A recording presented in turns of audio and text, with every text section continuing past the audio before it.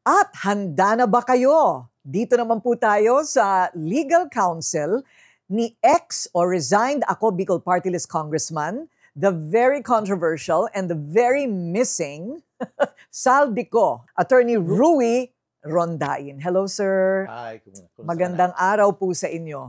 Siguro ang una kong tatanong, hindi po ba kayo nagdalawang isip? Ilang beses kayo nag-isip bago ninyo tinanggap ang pagiging abogado kay Ginoong Ko?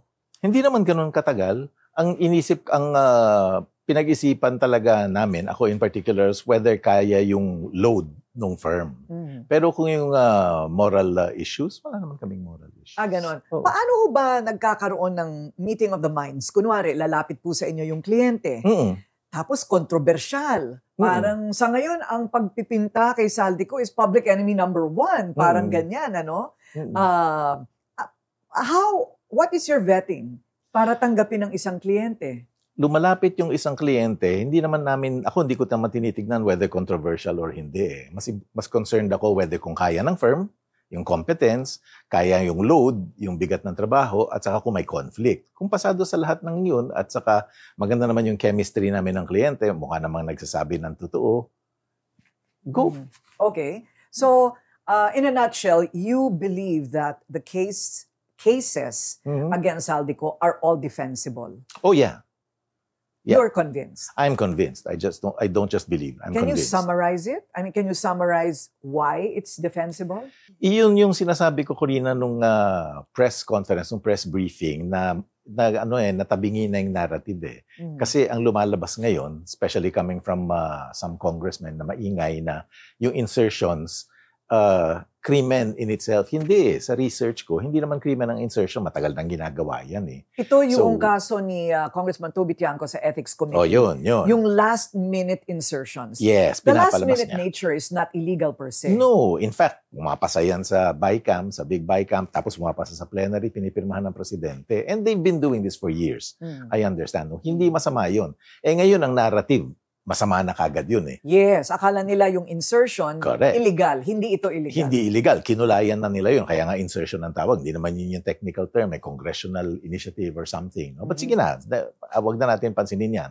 Pagkatapos, ngayon, meron na yung, palagi ko na rin sinasabi ito, na nagiging generic accusation. Na sinasabi, sagutin mo yung mga akusasyon sa'yo. And I keep saying, ano ba yung akusasyon? Sabihin muna niya sa akin, ikaw sanay ka na dito, di ba? Na pag merong criminal na accusation, sabihin niyo sa akin kung ano yung ginawa ko. Hindi yung pumunta ka dito, sagutin mo yung akusasyon. Up to now, tinatanong ko kung ano yung akusasyon . Parang sabog yung akusasyon. Yes. It's like a balloon. Yes. It's like a balloon accusation. Kumbaga, sa ngayon, matindi na ang hinala. Yes. That is accurate to say. Yes. Matindi na ang hinala. Pero wala pa po kayong natatanggap na kahit na anong charge sheet, or what do you call that? Subpoena or what? Yeah, meron na raw subpoena na sa ombudsman, meron din daw sa DOJ, pero hindi ko naman nakikita. So, hindi ko rin nakikita yung complaint. Okay. Kasi, as you know, malaki na exposure mo dito, hindi naman gagalaw ang abogado, ang defense, kung hindi nakikita ko ano yung accusation, hindi namin alam kung anong sasagutin namin . Bago ko sagutin yan, sabi mo muna sa akin kung ano yung inaakusar mo. Yan nga yung congressman, sinasabi siya, sagutin niya akusasyon. I keep asking, ano ba yung akusasyon? Wala naman siyang sinasabi, ina-evade niya yung issue . So, sa lahat po ng mga press conferences, kapag kayo po ay humaharap sa media at tinanong nila, saan napunta yung 289 billion na insertion na yon? Nakinabang ba siya dito? Nakinabang daw siya ng 21 billion in kickbacks. Ano po ang sinasagot niyo? Ang sagot ko dyan, wala siyang pakinabang na kickback. Yung mga insertion, kung saan napunta, excuse me, I assume napunta doon sa implementing agencies. Okay. Kung hindi pinigil ng palasyo, kasi meron din daw na veto, na line veto. So, hindi natuloy yun. Kung yung 2025 budget, I understand, na mga 50% ang hindi in-implement . So, I don't know kung saan doon yung 21 billion. Kung ang question, apparently, doon papunta yan, meron bang tinanggap si Saldico? Wala.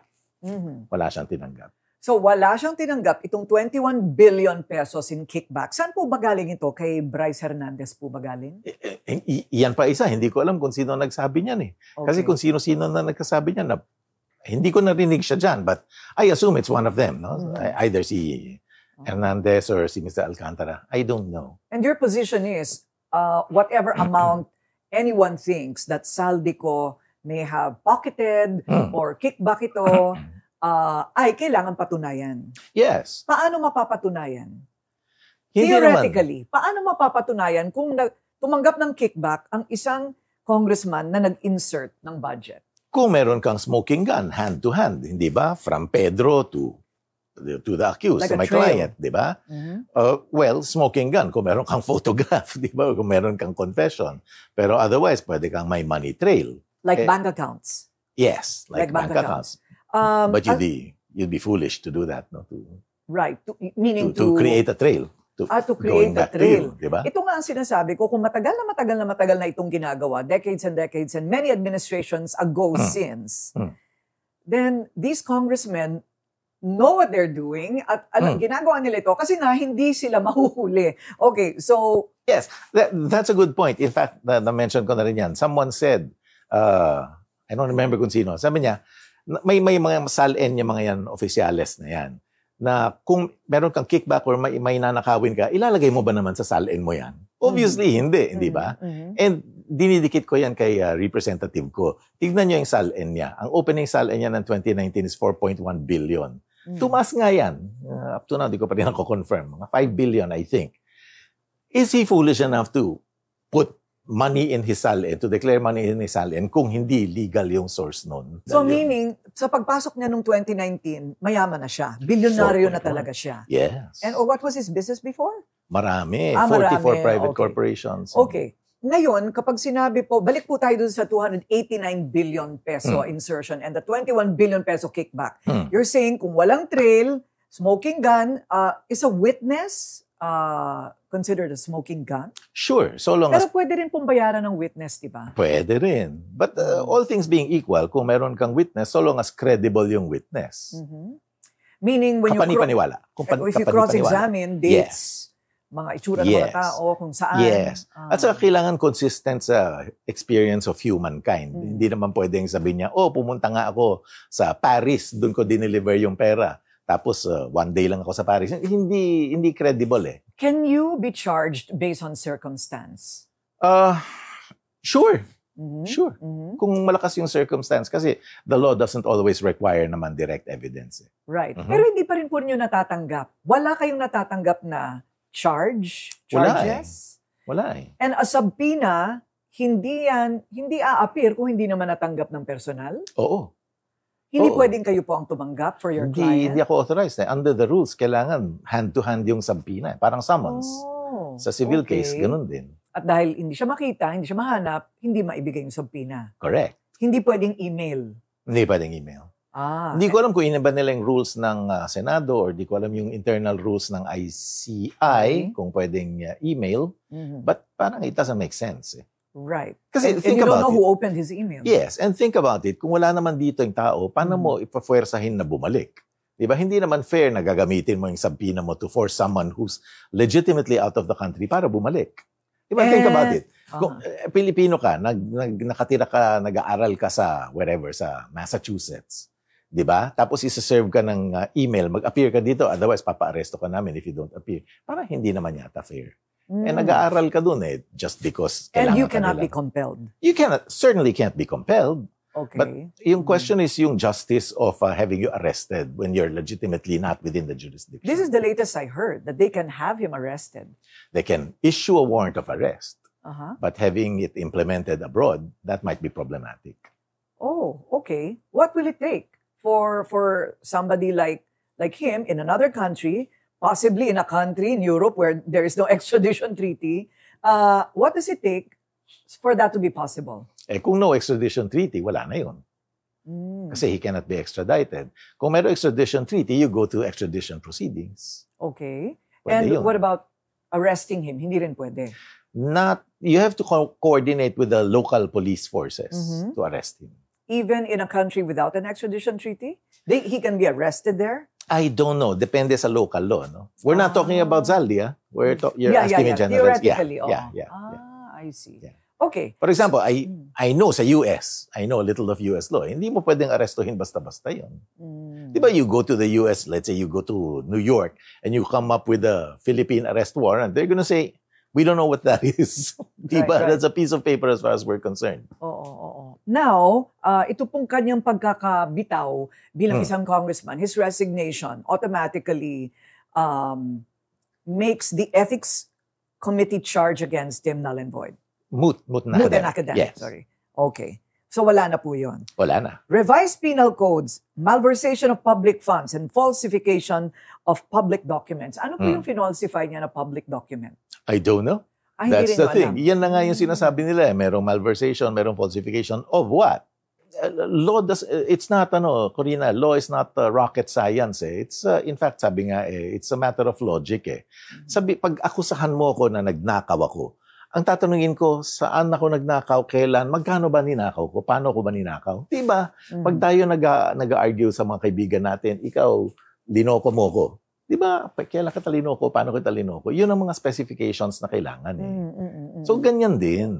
Kung sasabihin natin na nag-malverse siya, magkano, paano, kailan, things like that. What about all this speculation about his connection to Speaker Martin Romualdez? Hindi pwede kung speculation. Okay. Connected naman sila because colleagues sila sa Kongreso. But whether that translates to criminal activity, ibang storya yan. Okay. Diyan walang bale yung speculation. Because... So ngayon, ang tanong nga ng the question of the hour, okay, nasaan si Saldico? Where is he? Hindi ko pa rin alam since you asked me that last week. Right, up to I now, still don't know. How does he communicate with you? Phone. Phone. And you don't want to track him? You can track him. I can't. You cannot? I don't have that skill. Okay. Kasi tatawag ka sa app. Hindi ko na sasabihin sa yung app. Let's say, actually, even if you use a local line, let's say, di ba Smart ang ginagamit ko, lalabas naman doon number mo na Globe. Lalabas lang doon number mo, hindi naman lalabas ang location mo. Same thing with other apps, no? Like Messenger. It doesn't tell me. Well, Messenger will indicate the number, no? But it won't indicate your location. But it's also convenient that you don't know. Yeah, I don't And you know. don't want to know. I'm curious because I'm chismoso, but as a lawyer, I don't want to know. You don't want to know. No. But aren't you interested in advising him about, alam mo pare, yung bansa na yan, wag ka dyan kasi pwede kang mahuli dyan. Hindi ko rin alam eh. He probably has other counsel. I hope. Well, he's a congressman. I He can hope. research. Yeah. Ano yan? AI lang yan. ChatGPT lang yan. Malalaman mo na. Okay. Hindi ko rin alam eh. And regarding his absence, well, the ombudsman saying, DOJ, yung mga iba pang mga kasama niya, mga congressman, or even Senate President Tito Soto and Blue Ribbon Committee Chair Ping Lacson na kung wala kang tinatago, bakit hindi ka bumalik? Hindi ganun yun eh. Ito na naman tayo na bumalik ka. We keep losing track of the fact na meron siyang medical condition. In fact, meron siyang appointment in January. I'm sure. Kasi pinakita niya sa akin yung medical records niya. Ang next appointment niya January. I think the last one was in October.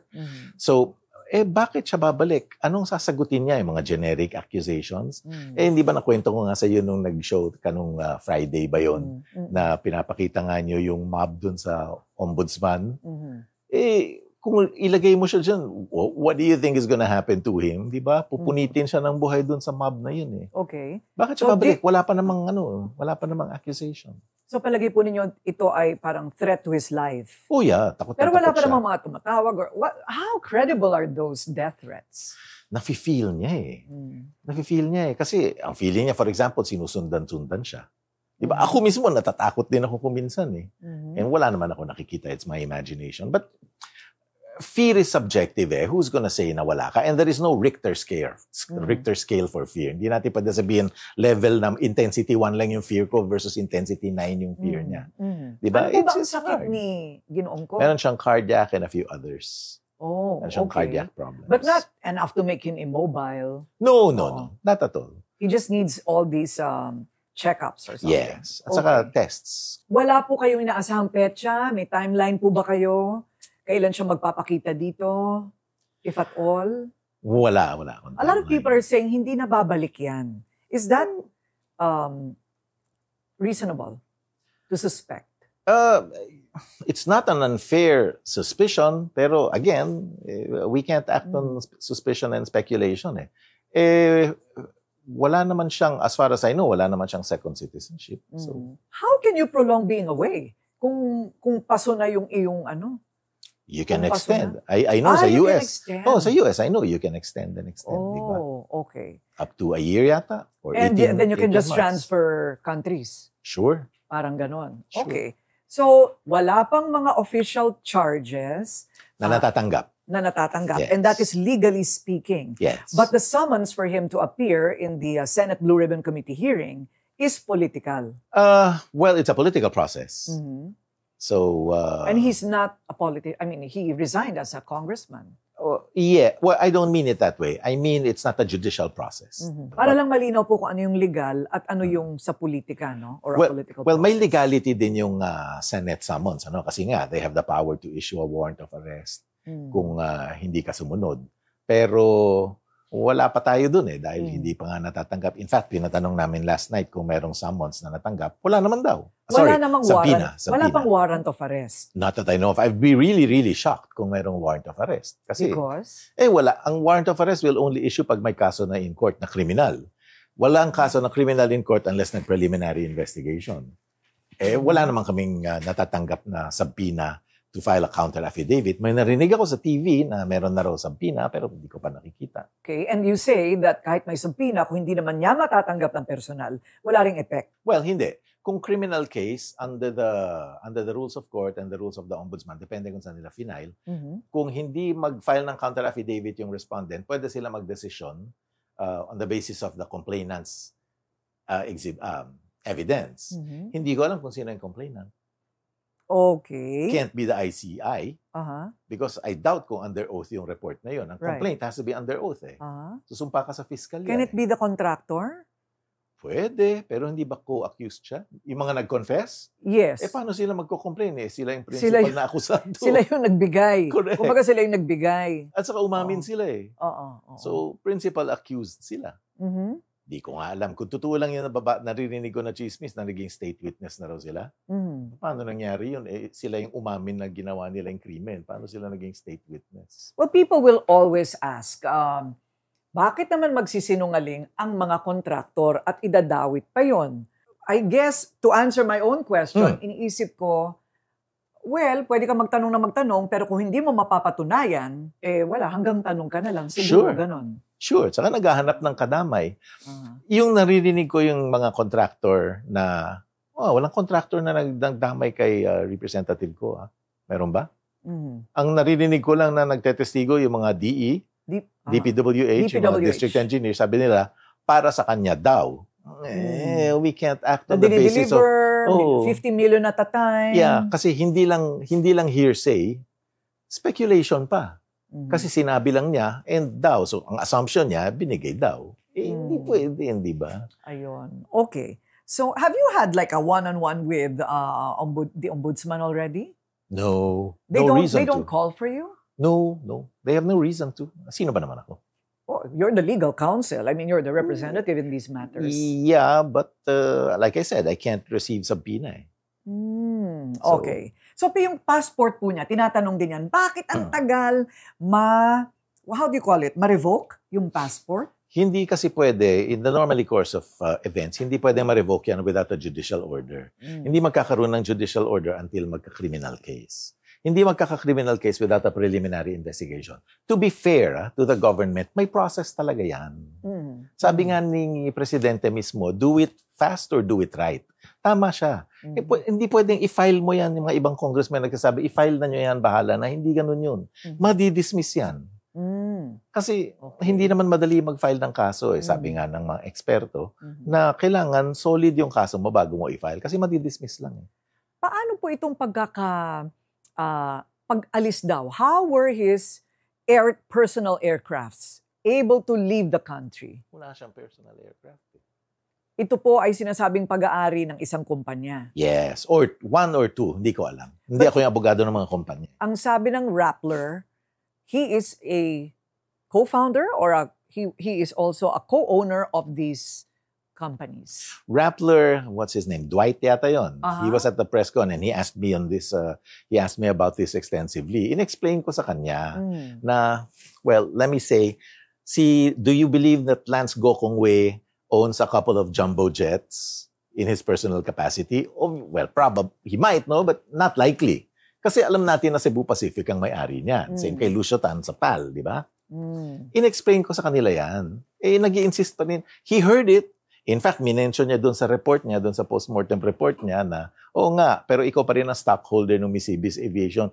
Oo nga, stockholder nga siya, but that doesn't mean na kanya yung aeroplano na pag-ari. In the same way, na kung may stock ka sa federal land, doesn't mean that you can stay at the Grand Hyatt for free dahil being a stockholder doesn't make you an owner of the hotel. Okay. But regarding the departure, and I'm not sure if, ano ba, nawala na yung mga aeroplanong yon, nakaparada na sa ibang bansa? Hindi ko alam. I don't know the law. So you're saying it has nothing to do with Saldi, with Congressman Saldi. And therefore, it's not of interest to me as a lawyer. Okay.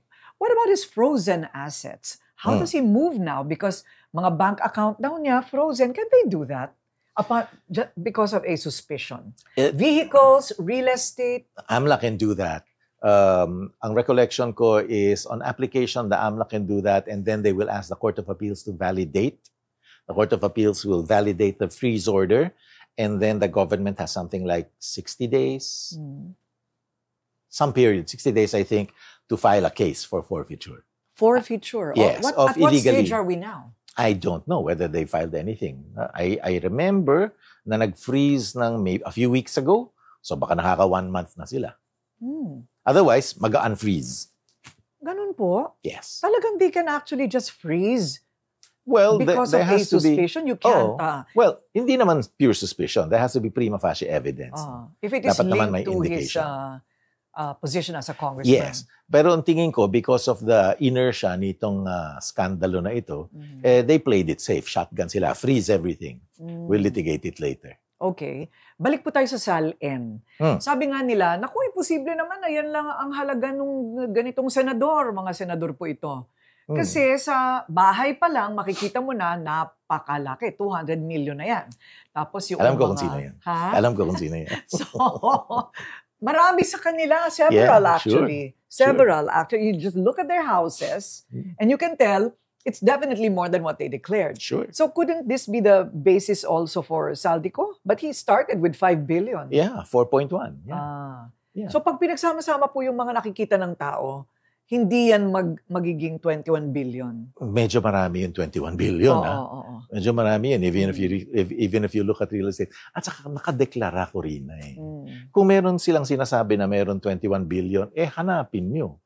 Sabihin nyo na meron siyang 21 billion na tinago niya sa wherever, sa Liechtenstein, di ba? Ito yung account number and therefore i-forfeit natin. Hindi pwedeng meron kang 21 billion, patunayan mo na wala. I cannot prove a negative di ba? Ninakawan mo ko. Paano ko ipuprove na hindi kita ninakawan? Hindi ba? Okay. Ridiculous Right, okay. So, ito pong sinasabi nilang trillion peso march, binabanggit, yan ba yung next week? This week? It will be November 30. Okay. And but there are Iglesia ni Cristo rallies itong darating na weekend. Okay. So, he is burnt in effigy, no? Lahat naman ito is freedom of speech as far as you're concerned. Sure. What's going on in his head? I mean, how is his health? How is he taking it? Well, he's very concerned kasi well, let me stop at that because we're going very dangerously to lawyer-client privilege communication. So, wag na lang. Okay. Hintayin na lang. Pero ang buong pamilya niya ay kasama po niya. I don't know.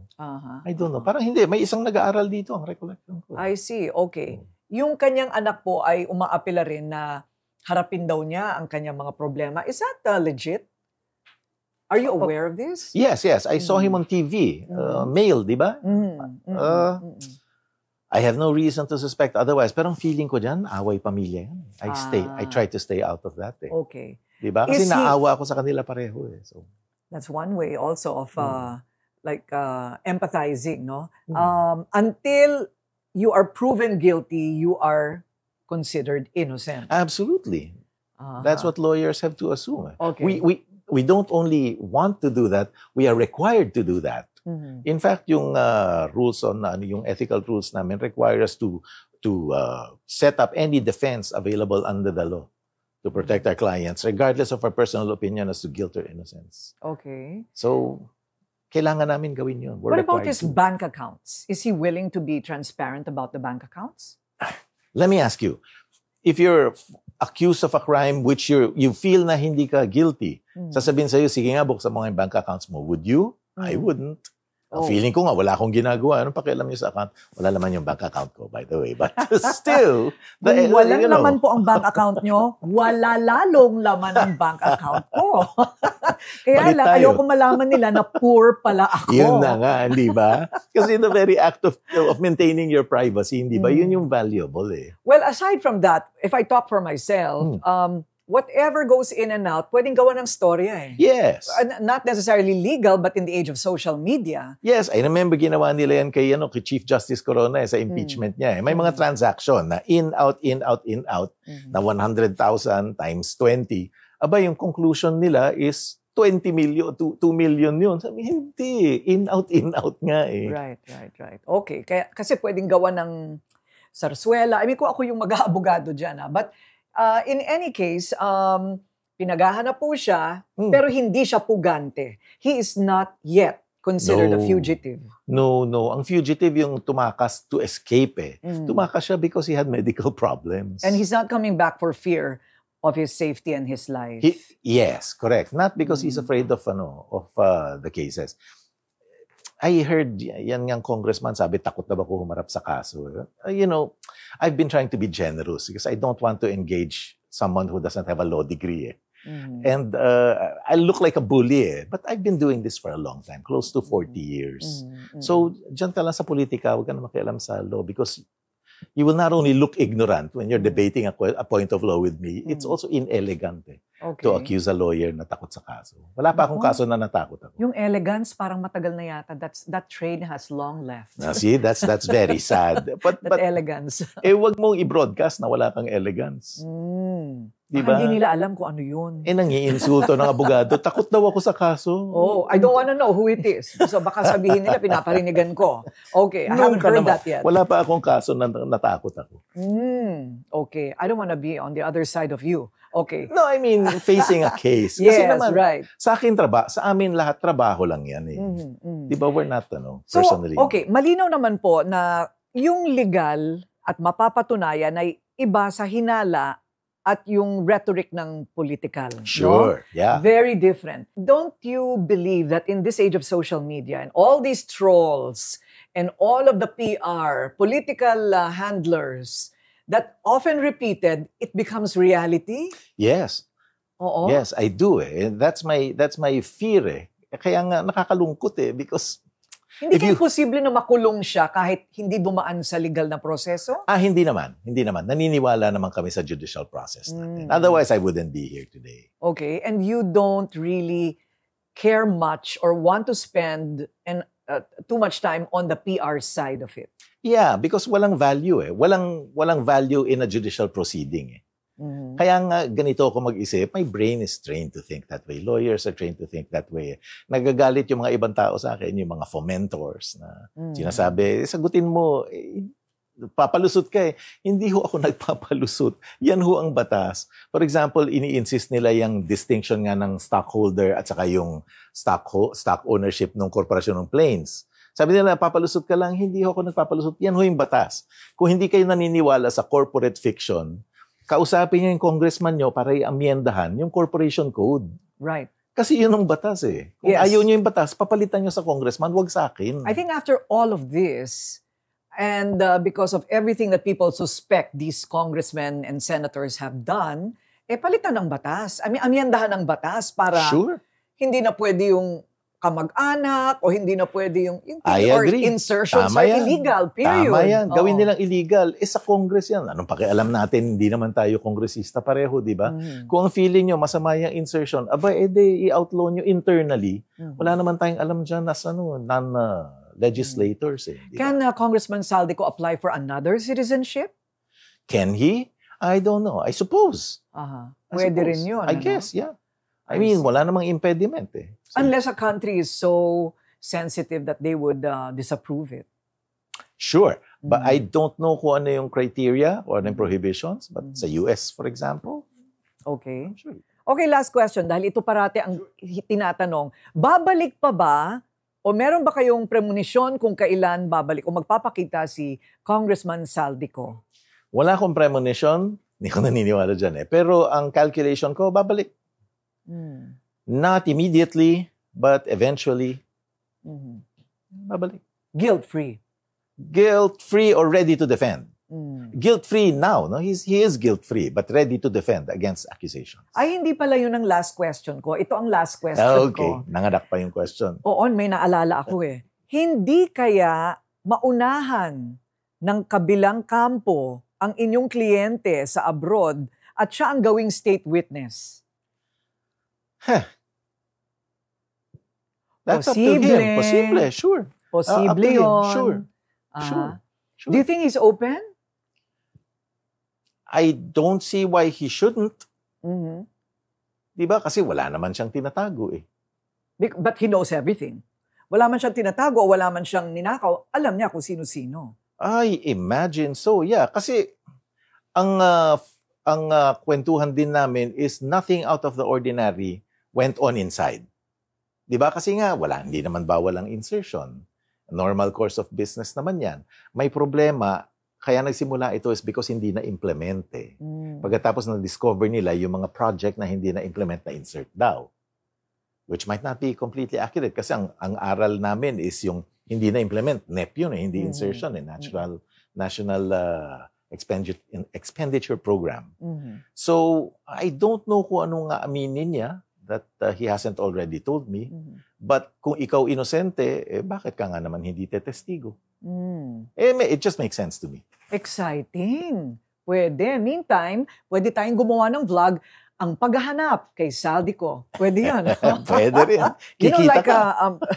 I watched this movie, may hinahanap silang tao. So lahat ng tao ay hinahanap sa bawat bansa. Oh, I think I saw that movie. Matagal na yun. Pelikula lang yun. Yun na nga, matagal na nga yun. Okay, Attorney Rui, thank you very much. Happy to be here. Thanks for having me. Thank you so much.